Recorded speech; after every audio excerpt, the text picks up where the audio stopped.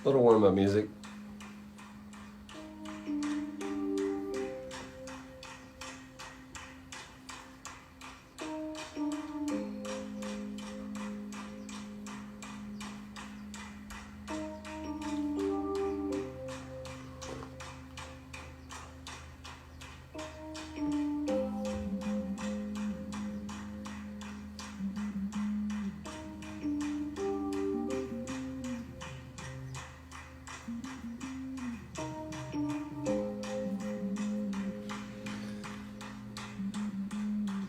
For $1, name that tune.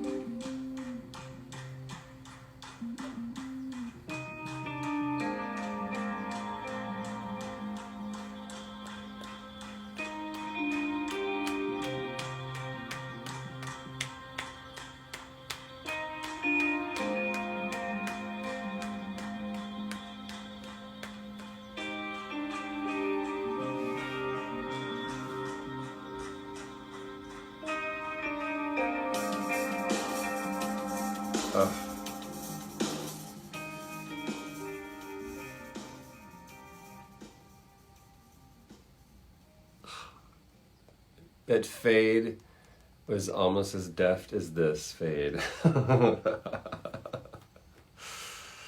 Oh, happy Saturday, everybody.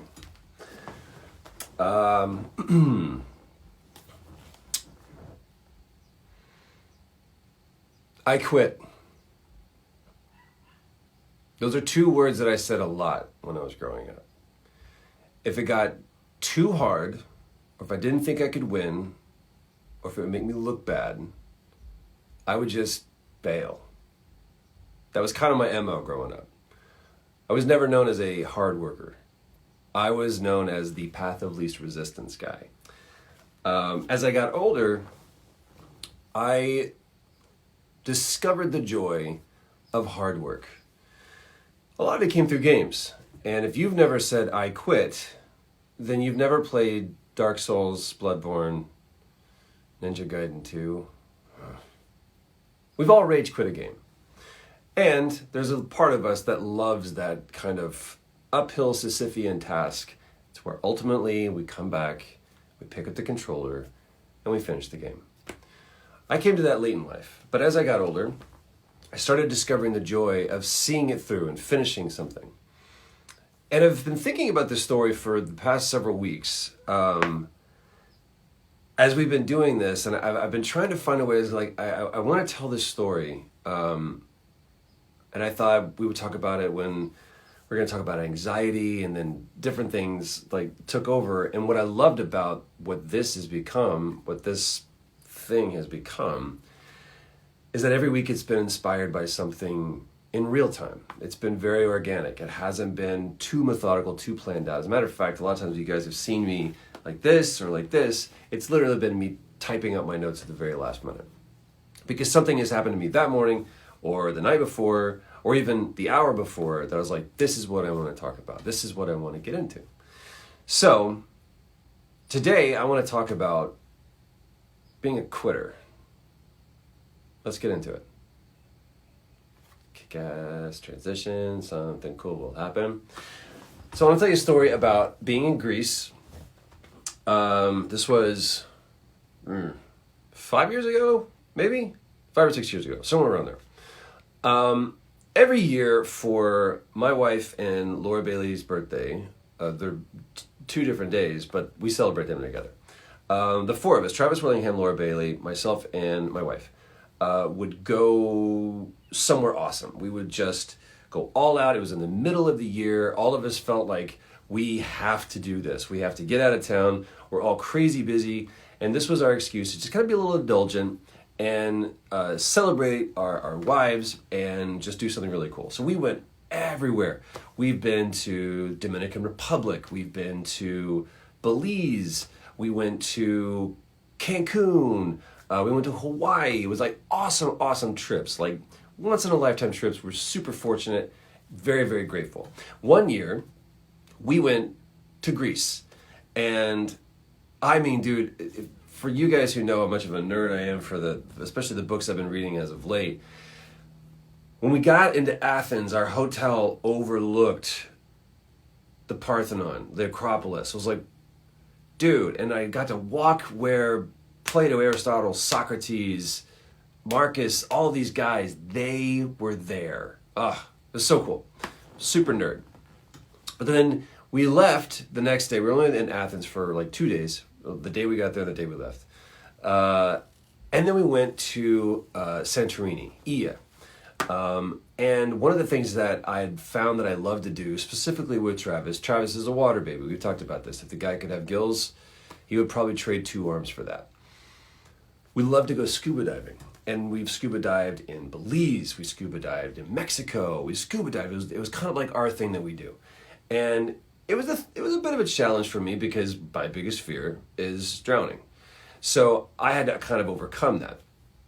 But I found such great joy in it. And there is some liberation and freedom that happens when you take a breath underwater.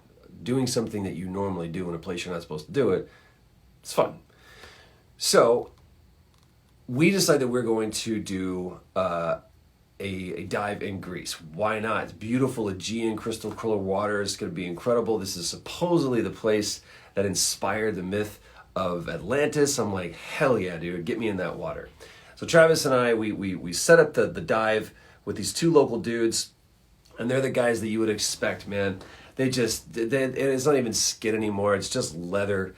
And they're super cool. They're just smoking and drinking before. It's like, yeah, it's ready for a dive. Like, you guys do this every day. Feel totally safe. And they're like, by the way, this water is really, really cold. I know you're used to like Caribbean dives or warm water dives. This is going to be your first cold water dive. I went, cool. What does that mean? And they said, you wear this. And they handed me a wetsuit. Now, as a kid who grew up watching Bond movies, this was awesome. I was like, are you serious? Like, you're going to have this mask, you're going to wear this like wetsuit, and we set out on like a little ring, and I was like, we are spies, and we are about to infiltrate like a criminal mastermind's fortress. I felt awesome. I was like, if you gave me a spear gun and a PPK right now, it was awesome. And we're just kind of saying, wee, on the back of the boat, just kind of hanging out, wetsuit, feeling good, looking at yeah. And then we get there, it's like, so, this is where we're gonna dive. They slowed the boat down. I was like, you're gonna get out here.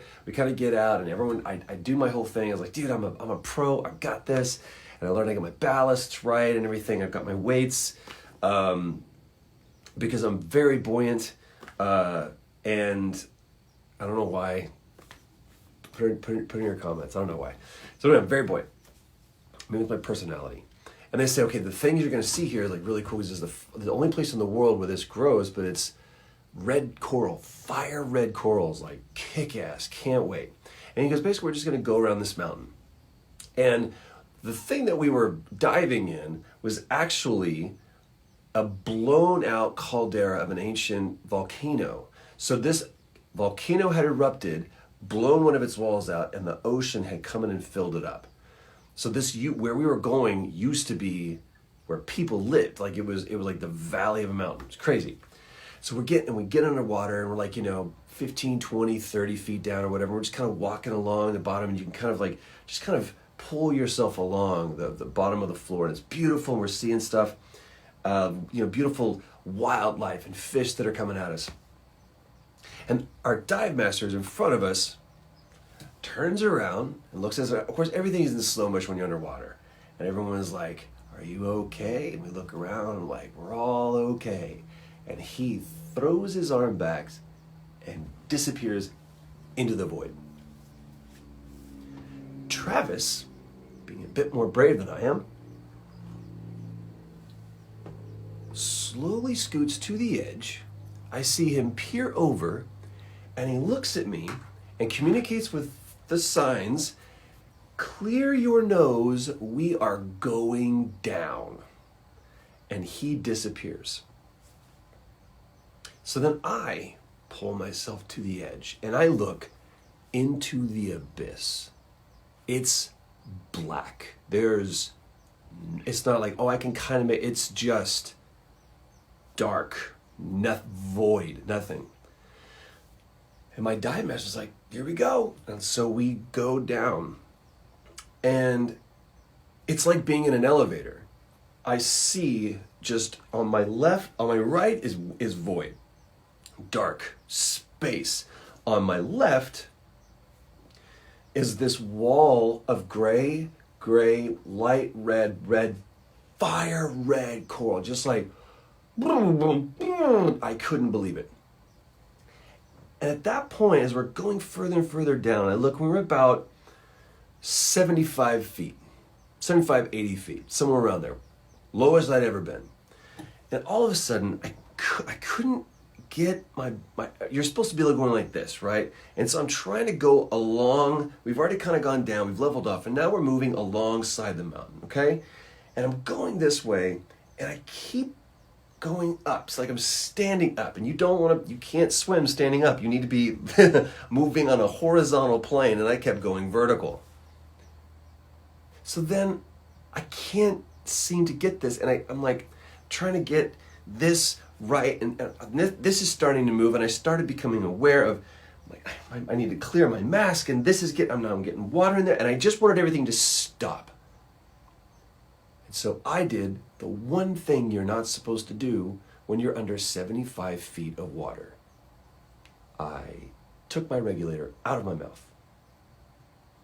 The one thing that connected me and allowed me, gave me permission to be alive and not die underwater, I tossed away. That's how you drown. Fortunately, full panic attack. And I just wanted to stop. And I fortunately had the presence of mind, all of the training that you do and all of the classes, if you've ever done like a resort dive where they go down to the pool at 9 o'clock in the morning and we're going to teach you how to do this stuff. I had done so many of those that even right now, like if you could feel my heart rating, it immediately puts me back into that just fear, panic place. But fortunately, I had the presence of mind that whenever that happens, because you have to do that in your training, you take it out of your mouth, you have no idea where it is, you sweep your right arm, because the way that all of your tubes and your gear goes, if you sweep your right arm, it will bring your regulator up to your mouth. I brought it into my mouth, I purged, and I tinked on my tank, which is how you're supposed to signal your dive master, and he turns around and he comes up to me, pulls me to his face and says, breathe, breathe. And he and I shot up. And the worst part about that is when you're 75 feet, you have to decompress because you can't just go straight to the top or you'll get the bends. So I'm in a full-blown panic attack and I have to wait every 15 feet. And then we finally emerge and I break through. And my heart is pounding out of my chest. As soon as I see blue sky, everything goes out of the red. And I looked, remember we were going around this mountain, and I looked, and about 50 feet in front of me was the boat. I had made it almost the entire way, like more than 3/4 of the way around. And I quit. Now, the right call. Full-blown panic attack, underwater, nope. I'm rejecting oxygen at that point. It was a deserved bail. But that was our first of 2 dives that day. We paid for this. We had signed up for this. We're going to dive here, and then we're going to dive here. So we get back in the boat. How you feeling? What's going on? It's like I wanted to get out. I felt claustrophobic. And they've asked you sometimes, if you ever done a dive, they go, do you suffer from asthma? Do you have anything? Do you have claustrophobia? I'm like, I'm not going to do a cave dive. And now I understand you can feel claustrophobic in the vast expanse of the ocean. It's fascinating.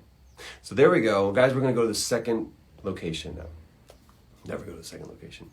So the boat moves off and we get to the second part. Now this is going to be a much shallower dive. It's maybe 25, 30 feet. It's not much.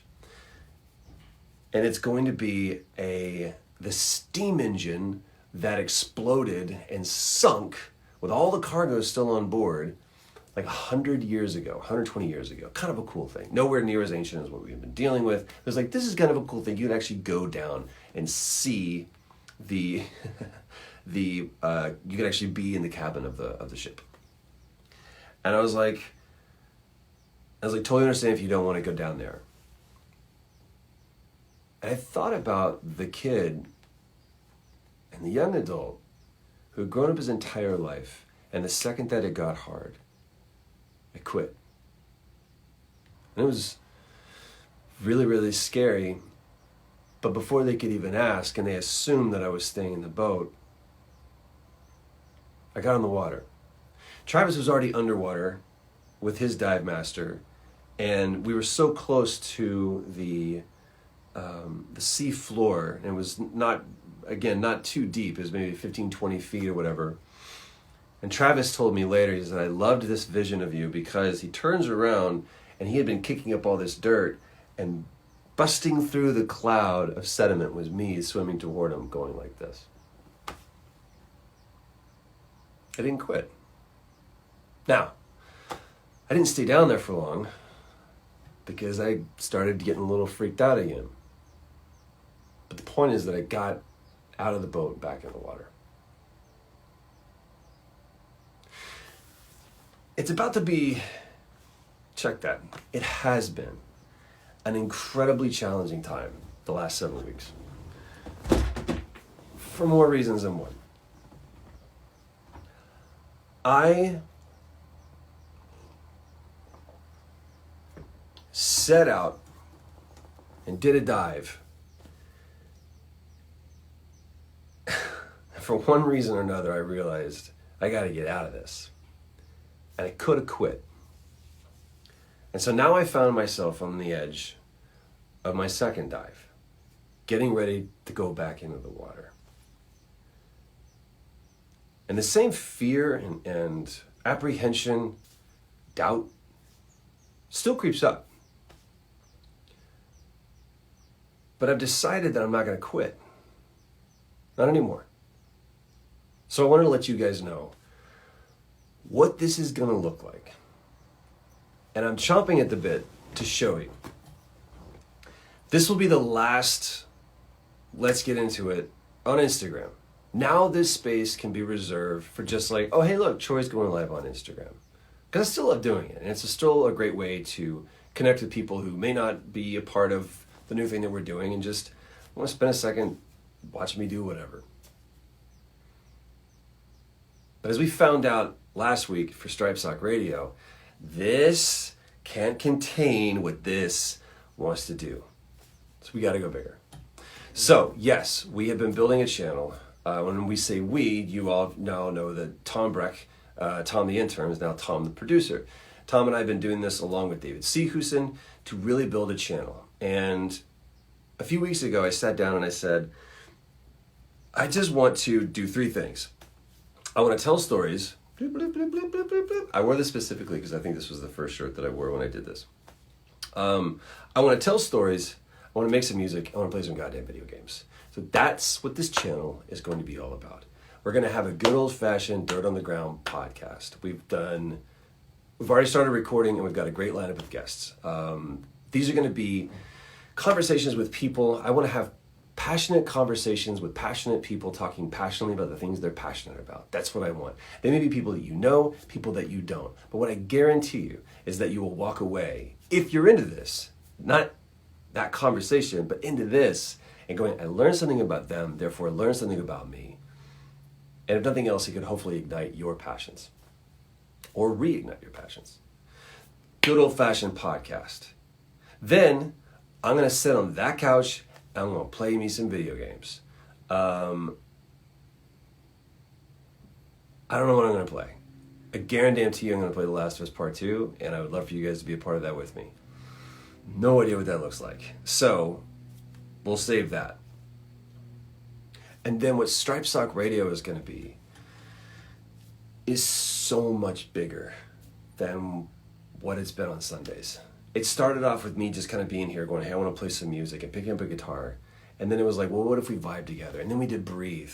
And then we've done that thing with Bowen last week. So Stripe Sock Radio is not about music. It's about creating art collaboratively. It's about what excites you about the art that you're creating and how can we creatively do it together. I don't have any fancy cameras. I don't have any fancy lights. I don't have a fancy set. We're going to do it for right now, right here. And then maybe eventually it'll outgrow this. That would be the hope. But that's not the goal.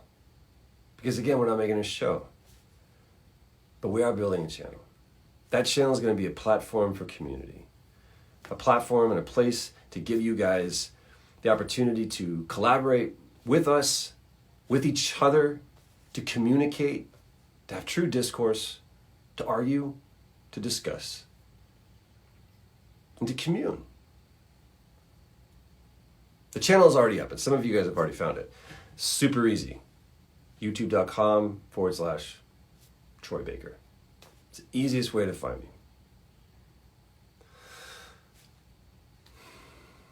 That's it. Oh, let's get into it. It's going to be the legit podcast.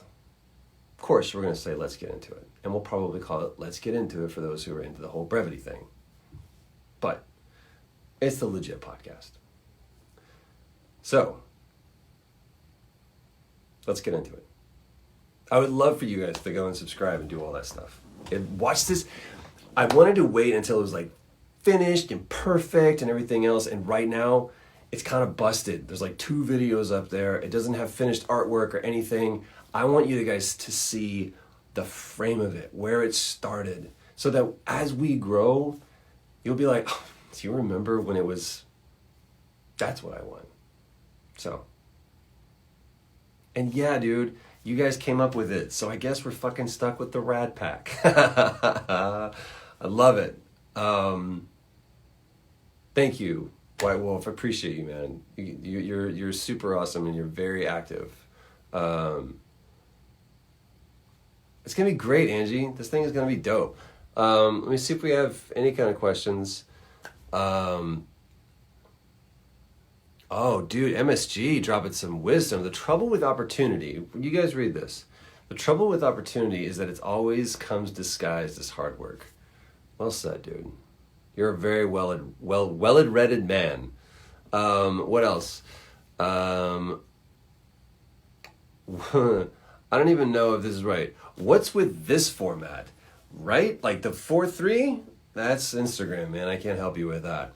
But this format, if you don't like it, the good news is it's going away. This is going to go wide, not just ratio-wise, but also we're going to be able to do a lot more on YouTube. So, hope you dig it, man. What else? Interesting question.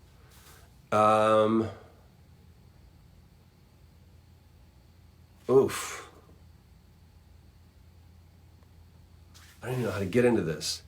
Any advice dealing with bullies, especially ones that you have encouraged?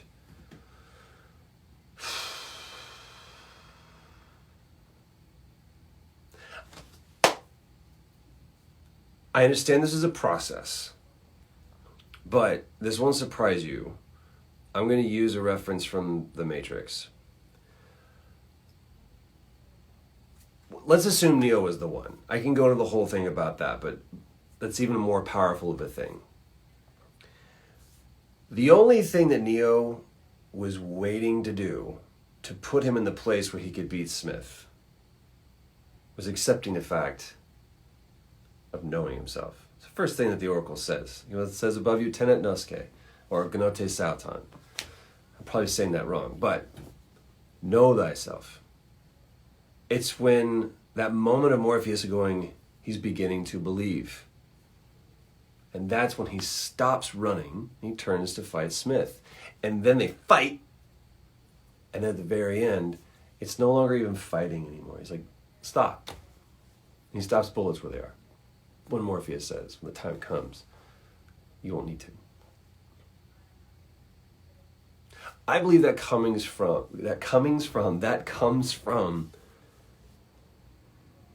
bringing yourself to a place of going, I know who I am. I know who I am, and that's enough. So that the bully is like Smith.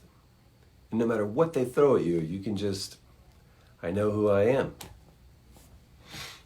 They can't bully you anymore. If it's physical, remove yourself from the situation. Remove yourself from the situation. If it's a relationship, get out. Get out.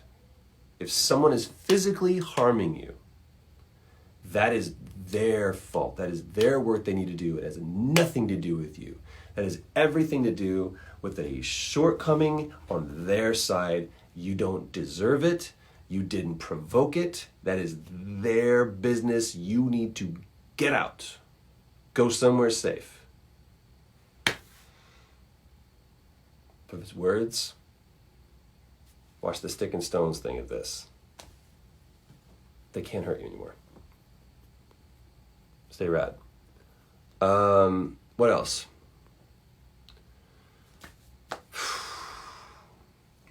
Any advice for forgiving someone who's wronged you?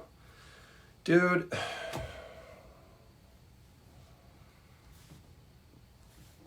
we're in this process together. Something that has helped me tremendously is working on bringing myself to a very sincere place of saying they're doing the best they can. Or they were doing the best they could. And really believing that. Now, I'm not saying that their best was good enough. They could have been better. But they were doing the best they could. If ever there's anger, there's hurt. I know that. So if someone's angry with you, or have said things in anger, or showed or demonstrated anger, they're hurt. So that allows me to have some grace. The best thing that I can think of that I've done for me is found what I've done wrong and asked for their forgiveness. It's impossible to hold a grudge when you ask someone, I'm really sorry, can you please forgive me? I made a mistake, and I'm hoping you can forgive me. I feel like you instantly will forgive them of anything because you're so much more focused on what you can do. Hopefully that helps, because it's certainly helped me. What else? Dude, just because Scaldy Panda always gets the shout out. Patience and determination are the foundations of success. Damn straight. Way to go, Scaldy. Except if you're Raiden. And nothing's going to help you. Plans to talk with Emily and Camille again? I will always talk to those people. Camille is quite busy right now. And quite fetching as well. I talked to Camille not that long ago. Before the Rona hit, for sure. Oh, wait, yeah. Amelia, I'm going to get to that. That's so great. Who knows, dude? I greatly admire both of them. They're incredibly talented and devoted and passionate. So anytime we get a chance to talk to them, for sure. Maybe we'll see if we can have them on, if they'll have me have them. What else? Poof, poof, poof, poof, poof. Man, you guys are just, you have open hearts today, man. I think that we're getting some good peeps on here. Uh-oh. You guys are about to hear, I think, the 8-bit go crazy. We'll see. I don't even know how I'd choose this. We'll just bring it up to the surface for a second. How do you get your hair like that? Dude, this is 3 months without a haircut and just doing whatever I can. It is, woof. My boy has the best hair right now. It's just like long and just awesome. This is me just barely hanging on. So I did a podcast yesterday and they said, it looks like you have a fin. And I was like, well, I have been running faster. So maybe there's that. Something else I want to talk to you guys about. Quarantine has really helped provide the space for me to no, we can't get haircuts in this state. Not yet. Dude, just to let you know, if you're opening up and everything else, still be careful. Who knows? It's we'll see. I would strongly encourage everyone to just be cautious. There's no harm that comes from being cautious. Because the last thing I want to see is this thing hit again. Right now in LA, we're still bad. So we haven't shown a great bit of improvement. So we're probably going to be like this for a while. which is cool. There's been a lot of people who we might not have been able to get for the podcast because they're traveling, or it's just hard to get people to come into a studio.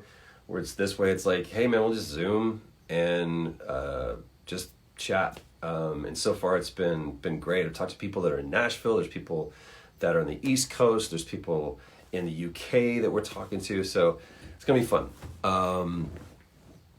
What else?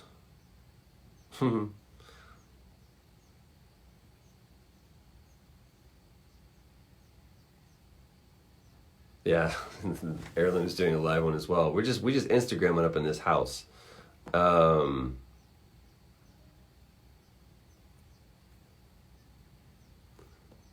Dude, hey man, I'm great. I'm super great. Robot Ninja Shark pointed out last night, he was like, you look exhausted. And I am exhausted. But it's a good tired. I've been spending a lot of time in this room. I've been working hard, which is cool because, like we talked about earlier, it's good to look back and go, if you haven't watched the Beastie Boys documentary, it's really great. And the reason I bring that up is because he articulated this best. Adam Ad-Rock said, someone once stopped him and said that you're a hypocrite. And he said, I'd rather be a hypocrite than the same person the rest of my life. And I was like, dang, dude, that's it. I'm willing to go back and go, oof, oh man, I was thinking about some stuff last night. I was like, I can't believe I did that. There was a short story. Thank you, Ant-Man, for writing in, for sending that message. Appreciate that. Dallas, Texas has been, I'm not sure if it still is, but at that time it was the 5th largest market in the country. Big. Next to like New York, Chicago, and Philly, I think. It was something like crazy like that. It was either 3rd or 5th in the country. Huge, huge, huge market. And we had like an in with the rock station, The Edge, 102.1 The Edge. That was the big rock station in Dallas. And as an up-and-coming band, to be a local band on the radio was a big deal. We were on the morning show. Big deal. On the morning show. And we had been in the studio trying to think that we're the Beatles and doing like, Let It Be and just living in the studio. And they were like, hey, you're going to do the morning show the next morning. So I was like, awesome. So I came, we're going to the studio, and I was like, hey, wouldn't it be funny if we all acted like we were just like, yeah, whatever. And just like every answer we said was like, I guess. And it was like this weird, in my stupid brain, thought that would be a funny bit. So we get on the air, and Jagger, who's the head of the morning show, is like, hey, dude, good to see you again. I was like, hey, it's great. He goes to say, so guys, what have you been up to? I don't know. It's whatever.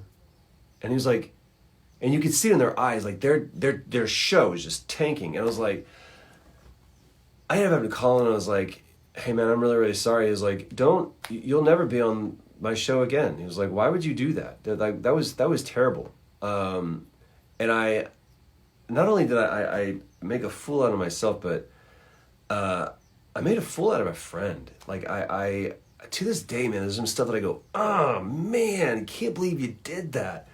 To the point where I wanted to look him up and be like, man, I don't know if you remember this, but I still think about this, and I learned a great, valuable lesson from that. So I'm sorry that it cost you, 15 minutes of really, really bad radio, but it's really guided me for the last, 15 years of my life, 20 years of my life, maybe, I don't know, give or take. But I feel like there's been moments in my life that way where I look back and kind of, they're certainly cringeworthy. But I can at least look at myself now and go, I never would have done that. So the point that I'm trying to bring myself to is, someone asked me about regret. And I said, there's a lot I would do differently, but I wouldn't change a thing. And to me, that is the difference between regret and remorse. I can be remorseful of some of the things that I've done, but I'm not going to regret anything I've done. Yeah, if you cringe, you've learned something. Well said. Well said. So this has been the most isolating thing Even though you guys have been here and I've been trying to converse as much as I can, I'd love to still bring you guys into the conversation as much as I can. The beauty is that we're going to actually be able to bring you into a conversation and a dialogue as opposed to just a monologue. And maybe sometimes it will be just me. That's the beauty of it. It doesn't always have to have a guest. And then we'll also have Tom there. We'll have David there to kind of help out. So we'll do a few more questions, and I'm going to let you guys go about your Saturday. Boing, boing, boing, boing, boing, boing. The tune that I played at the beginning is off of my first record, Sitting in the Fire. It's called Window to the Abbey. And it was that song, here, I'll just answer this real quick. That song, Window to the Abbey, started off because I sat down at a keyboard and went dun, dun, dun. And people were like, ooh, that's cool. And we started rolling tape, and Johnny Watt, the producer, just started clapping in time, and everybody was clapping. So we all start clapping, and then I start playing, dun, dun, dun. And then you hear Wayne come in, and he stops clapping and starts playing. And then Bowen on guitar stops clapping. And so if you listen one by one, you hear less and less clapping until finally C.J. Martin, who was the drummer on that, is the last one, and he's the drummer. So the drums come in last, and he's the last one to clap. And we're all calling out chords. It was a completely improvised song. And that experience, I was like, dude, we just made a really good song. Two of them, Intermission and Window to the Abbey, were two completely improvised. Again, I sat down on the keyboard and I found if I did on the expression pedal or on the whatever it's called, I can't think of the name of what it's called. If I went from here, it sounded like one thing, and boom, and the guys just started playing. So what that taught me is that it's the same thing with Breathe. I may have a good idea, but when I collaborate with truly talented, truly passionate people, it takes my good idea and makes it great. And so that's why we did a second record, and we called the thing Window to the Abbey, because it was all of my ideas being put to the funnel of these incredible musicians and having it escalate and go up. That's what I want Stripe Sock Radio to be. Stripe Sock Radio should be about, do you have an idea? Come make it with us, and let's take your good idea and let's make it great by allowing you access to some incredible people. That's what Stripe Sock Radio is about. So, Amelia Brown, you guys are writing a song, right? And what you did was exactly what I'm talking about. You said, if you haven't, it's on my feed, I retweeted it.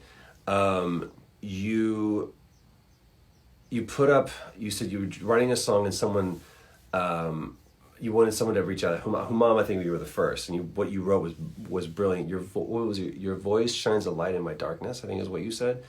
Your voice is the light that shines in my darkness, I think is what it was. So that's the stuff I want to talk about. So Amelia, if you have a song, if you just have lyrics, or do you have music? Do you have a melody?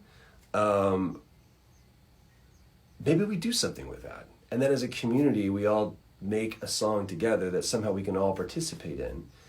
And it becomes like, if we have artists, the artists are the ones that create the album art. If we have, it becomes this communal way to create art. And it's not just about music either, because if you feel, I don't want anybody to feel disenfranchised because of this. What if you're an artist? What if you're a sculptor? What if you're a painter? What if you're an animator? Can you make a video for this song? Can you, see what I'm saying? Like, this is where I want to have this thing go. It's not just about sit here and watch me make music, because that would eventually get boring. So what else? Boink.